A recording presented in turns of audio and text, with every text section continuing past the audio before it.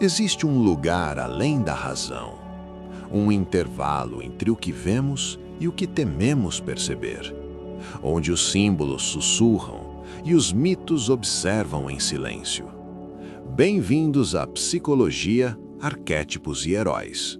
Thomas Anderson caminha como alguém que pressente que a realidade lhe falta em alguma camada essencial, mas não consegue atravessar o véu que o separa dessa percepção difusa. Sua maior dificuldade não está na ausência de coragem, mas na incapacidade inicial de sustentar o colapso daquilo que lhe dá identidade, o cotidiano previsível, a lógica aparente, a segurança ilusória.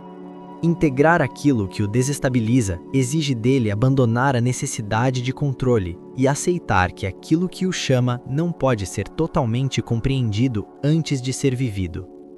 Há um atraso interno entre perceber e aceitar, e é nesse intervalo que sua angústia se instala. Quando finalmente avança, não o faz por certeza, mas por esgotamento diante da mentira. A energia que o move não nasce da confiança, mas da recusa em continuar adormecido. A ativação do arquétipo do herói emerge não como glória, mas como ruptura inevitável. Ele não escolhe ser, ele não consegue mais não ser. Sua estética psíquica revela uma mente que abandona a forma para tocar o abismo e descobre que o abismo responde. Ao atravessar esse limiar, Thomas começa a encarnar padrões que ultrapassam sua individualidade, como se sua trajetória fosse apenas uma repetição de algo muito mais antigo do que ele próprio. A sensação de deslocamento, a busca por uma verdade escondida e o encontro com figuras que parecem já conhecê-lo antes mesmo de ele se reconhecer, apontam para uma estrutura que não nasce da experiência pessoal, mas de algo compartilhado por toda a humanidade. Ele veste máscaras para sobreviver, mas nenhuma delas sustenta o peso do que começa a emergir. A tensão entre aquilo que ele aparenta ser e aquilo que insiste em surgir cria um campo de reorganização interna, onde escolhas não são mais racionais, mas inevitáveis. No mundo contemporâneo, esse mesmo movimento pode ser visto em indivíduos que percebem a artificialidade dos sistemas que os cercam, mas hesitam em abandoná-los por medo do vazio que vem depois. O impulso de despertar existe, mas quase sempre é abafado pelo conforto da ilusão. A escuridão que habita Thomas não se manifesta como maldade explícita, mas como dúvida corrosiva. Ela aparece quando ele hesita, quando recua, quando aceita a própria limitação como destino. Em vários momentos, ele quase se rende à ideia de que não é capaz, de que não é aquilo que esperam dele. Essa força interna o fragmenta silenciosamente, criando bloqueios que impedem sua ação plena.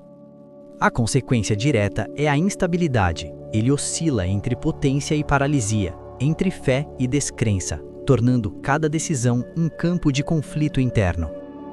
Enquanto essa dimensão não é integrada, ela se projeta para fora, transformando desafios externos em ameaças absolutas.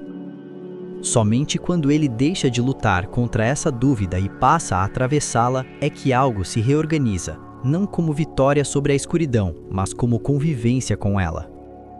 A jornada de Thomas ecoa profundamente o percurso de Siegfried, cuja trajetória é marcada pela superação de forças aparentemente invencíveis e pela conquista de um poder que transforma sua própria natureza. Siegfried enfrenta o dragão e, ao fazê-lo, não apenas vence um inimigo externo, mas atravessa uma transformação irreversível que o afasta do homem comum.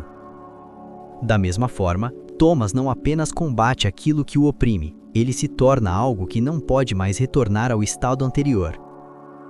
O mito revela que a verdadeira vitória não está na destruição do adversário, mas na alteração da própria percepção da realidade. Psicologicamente, essa imagem expressa o momento em que o indivíduo deixa de reagir ao mundo como ele aparenta ser e passa a compreendê-lo em sua estrutura invisível. É nesse ponto que o impossível deixa de existir, não porque o mundo mudou, mas porque quem o observa já não é o mesmo. Se despertar exige abandonar todas as certezas, não seria a verdade apenas uma forma mais radical de solidão? Agora que compreendemos os conflitos psíquicos, veremos como seus elementos se condensaram se fundiram numa única estrutura e se transformaram em destino.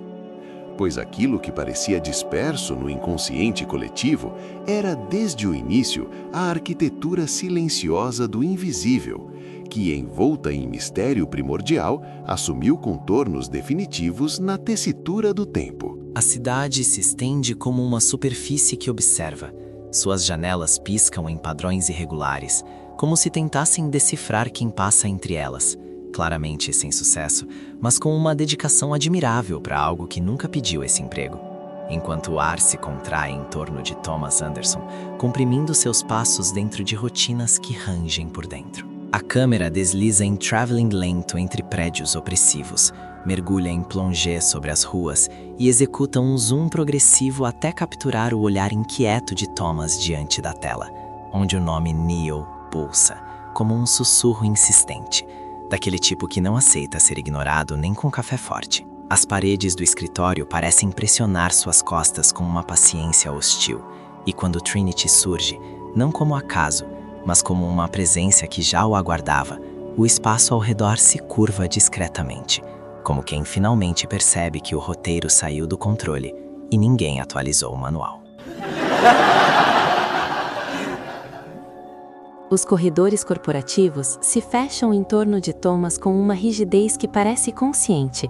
Cada porta reage ao seu toque com resistência mínima, como se quisesse atrasá-lo apenas o suficiente para parecer educada, enquanto vozes ao telefone o guiam por caminhos estreitos demais para serem coincidência, ou para um plano minimamente saudável. Quando os agentes o alcançam, o ambiente inteiro se torna cúmplice. Mesas se alinham como barreiras, luzes vibram em tensão crescente e o ar adquire um peso que dificulta até o pensamento, o que, convenhamos, já não estava tendo um dia fácil.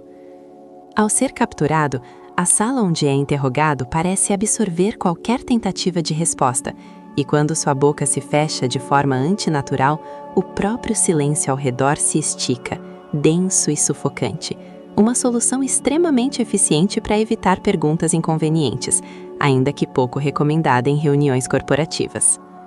O despertar não vem como libertação imediata, mas como uma ruptura física que o mundo parece rejeitar violentamente, como um sistema que percebe tarde demais que aceitou um arquivo incompatível.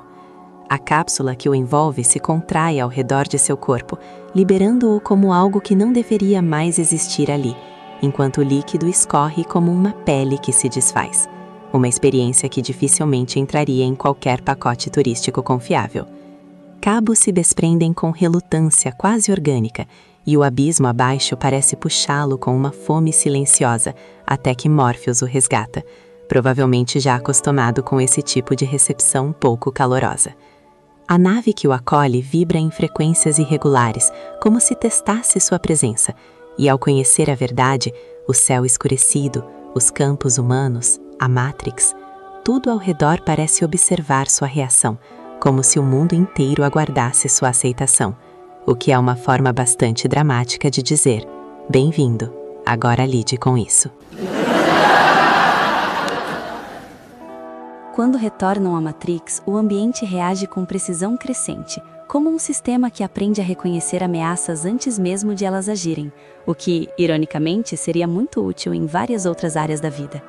Ruas se reorganizam em ângulos estranhos, superfícies refletem movimentos com atraso mínimo, e a traição de Cypher reverbera como uma alteração estrutural. Portas se abrem cedo demais, conexões se rompem com facilidade calculada, como se o próprio mundo tivesse decidido colaborar com o caos de forma metódica. Morpheus se entrega, e a ausência dele pesa no espaço como uma compressão invisível, enquanto Neo hesita, por aproximadamente o tempo exato que qualquer pessoa leva antes de fazer algo extremamente arriscado, mas decide voltar, e cada passo dentro da simulação passa a encontrar menos resistência, como se a própria estrutura estivesse começando a reconsiderar suas escolhas. O confronto final transforma o ambiente em algo instável, como se cada elemento estivesse prestes a se desfazer sob pressão.